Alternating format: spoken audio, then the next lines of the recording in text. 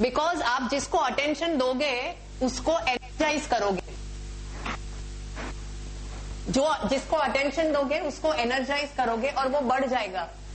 अगर आपको किसी से कुछ दुख हुआ है, अगर वो ही बार बार सोचोगे तो वो बढ़ जाएगा। उसको जिसको आप जो चाहिए उसी को ध्यान देना है, तो आप अटेंशन एनर्जाइज हो जाएगा। So one is breath, second is energise, we are giving attention to it, and third is this I am saying for every one of you. What do you believe in? Which God? Ganesh, Ganpati, Shankar, what? Okay, Guru Nanak. You? Mahavir. Okay. For example, we are taking these two examples. In routine, in each and every night or each and every night when we sleep, some deep breaths inside, taking and leaving out breath. We have कोई ना कोई area है जहां हमारा mind disturb हो जाता है। अगर डीप ब्रेथ लेते हैं और सपोज नानक का नाम ले लिया 21 टाइम्स और वो घटना आपने उस भगवान के शरण में रख दी और सामने वाले को आपने माफ कर दिया, तो वो एनर्जी वहां रिलीज हो जाएगी। एनर्जी रिलीज हो जाएगी तो वो एनर्जी रब आउट हो जाएगी, तो वो जो कर्म फॉर्म हुआ है वो निकल जाएगा और एनर्जी लेवल स्मूथ बहने लगेगी। आप समझे? The programming will be deprogrammed because we are the products of our past sanskaras, so we have to deprogram ourselves. So जब जितना एनर्जी लेवल आपका प्योर होते जाएगा, आपका आंसर डाउजिंग के साथ करेक्ट आता जाएगा। So it is proportional to the purity you have inside you. You have to be in a mental state where you are definitely thoughtless. That is why we have this process of taking deep breaths 21 times, 51 times or maybe 151 times before doing dowsing. Because आपका mind शांत हो जाता है और बाद में आप pendulum को भी हाथ में लेते हैं। एनर्जी लेवल इस हिसाब से इंपॉर्टेंट है कि आपका माइंड और डाउजिंग पेंडुलम का उपयोग कभी भी लालच के लिए, स्वार्थ के लिए, किसी का बुरा करने के लिए, इसके लिए नहीं करना है। सबका भला हो इसके लिए करना है। तो the answers are very beautiful. You have to say something. No one can control energy.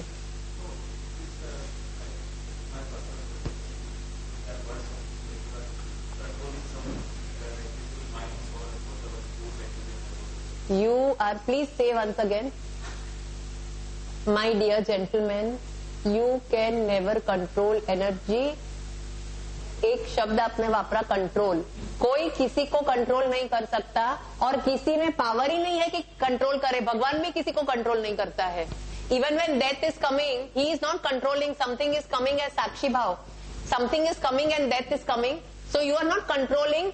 Dowsing, pendulum is only giving a direction of what from dowsing will only give a direction to make you know from the unknown what is important और कौन सी दिशा लेना। Are you understanding? It doesn't matter. I am very happy you have asked me. कोई किसी को control कर ही नहीं सकता है। और अभी 4 जो हमारे मन की स्थिति है उसके ऊपर आएंगे। And that only anger, frustration, jealousy और क्या है, हाँ, ईगो, ये 4-5 वस्तु है, वो भी हमें बहुत जरूरी है कि हम बैलेंस में रखें definitely.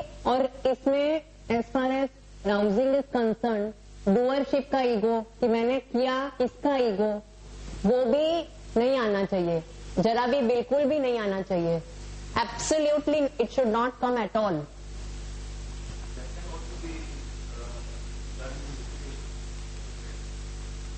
With my dear gentleman, when I am not the doer, 1 minute, I am not the doer, आप एनर्जी को बोल रहे हो, you have to understand I am very happy that you have said this today. With this even I will learn more and even people will learn more. जब हम बोलते हैं आई am not the doer, इसका मतलब क्या? आई am not the doer, I am not the doer, इसका मतलब क्या हुआ? एनर्जी को क्या बोला? आई एम नॉट द डूअर का मतलब हुआ I am the doer. I am not the doer बोला, इसका मतलब क्या हुआ? हाँ,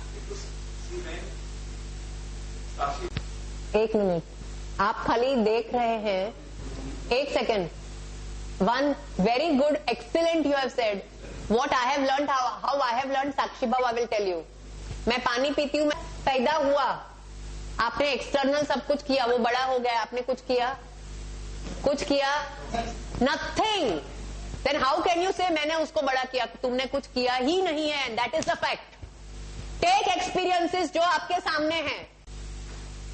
the I is doing the job of seeing, but you are not seeing, you are separate from these specs.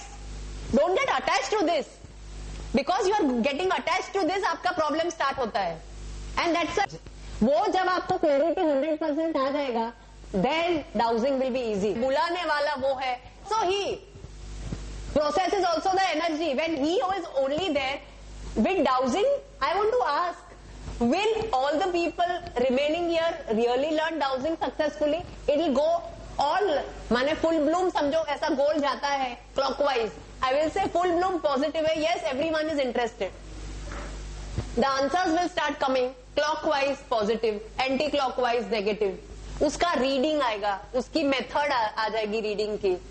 वो एक इंस्ट्रूमेंट है खाली आपको एनर्जी की दिशा बताने के लिए, यस या नो, पॉजिटिव या negative. It's an indicator, you can get caught with it, because energy is energy. Energy तो बहुत हाई लेवल है, मैं और आप उसके सामने कुछ नहीं है, उसका धोध है। It's energy, super energy.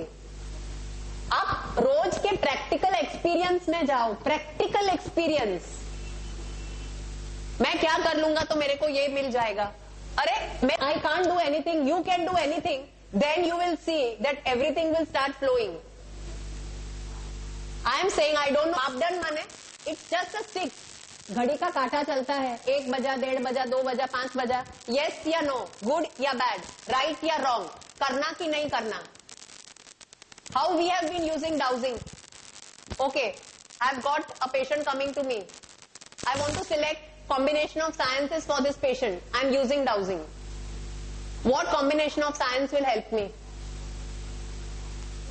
For Vastu, I have got a map. What is bad and how can the patient, what can the patient do himself in his daily routine? आज ये काम करना है, नहीं करना है, कौन सा कपड़ा पहनना है, कौन सा चश्मा लेना है। डाउजिंग का फायदा क्या है? सर्जरी का केस है, इतना बड़ा कुछ भी हुआ है, बट बोला ये मत करो, ये करो। अब काफी टाइम आपको इंडिकेशन मिल जाता है। बैक पेन का पेशेंट आता है, हमको बोलता है हमको बैक पेन ट्रीटमेंट दो, डाउजिंग से देखा मत दो। प्रोस्टेट का कैंसर बैक में जाता है, प्रोस्टेट का कैंसर बैक में जाता है, and patient will come with back pain. Dowsing ने बोला मत लो, नहीं लिया, आगे जाके किया, फाइंडिंग्स मालूम पड़ा तो back pain is secondary to prostate. So dowsing will have its own advantage कि जो सामने दिखता है वो है नहीं, जो सामने दिखता है वो नहीं है। आप नहीं तो बैक पेन का केस रूटीनली हम जो ट्रीटमेंट देते हैं वो करके चले जाएंगे। Second, I'm just talking of some basic experience, then again I'll just come back to energy level. Lungs cancer होता है, वो भी cervical में जाता है। My friend's husband only expired due to that. Spondylitis, he expired about 10-12 years back. He had a neck pain, but he used to smoke. Lungs का पीछे cancer neck में गया. He expired at a very young age. So, आपको अनहोनी टालने के लिए dowsing will help. कोई चीज आपको समझ में नहीं आ रही है, उसका एक एग्जांपल देती हूँ कि इस स्थिति में क्या करें, कौन सा बेस्ट वे है। कंफ्यूज परिस्थिति है, इसका होगा कि नहीं होगा, क्या करे, कैसा होगा। वो रूटीन क्वेश्चंस जब होते हैं तब आपको डाउजिंग हेल्प करेगा, वो खुद के लिए भी हेल्प करेगा, बट इट्स इंपॉर्टेंट कि आप उसके साथ अटैच नहीं हो जाए, आप उसके साथ जरा भी अटैच नहीं हो जाए। और emotion has not to come in play when you are